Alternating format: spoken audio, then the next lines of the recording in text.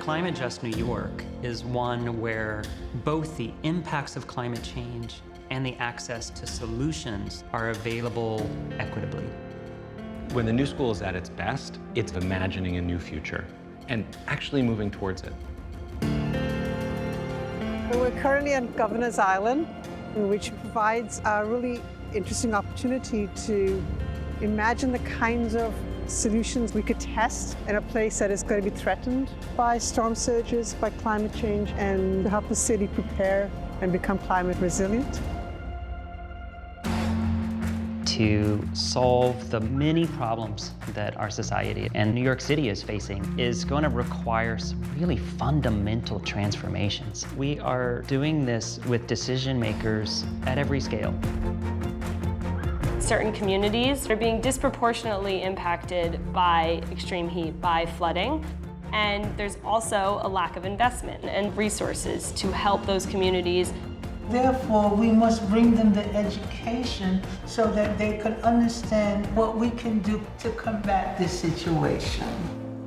In the case of Urban Systems Lab, we're very good at producing data. We're good at modeling where flooding could happen or what the heat looks like. But it's really the process of this collaboration that can produce information that then becomes useful. What this map does, it begins to plant the seeds of how we could begin to empower ourselves. As the city heats up due to climate change, it's super important to have cooling centers, whether those are with air conditioning or with water. And so this facility is an absolute lifeblood for Washington Heights.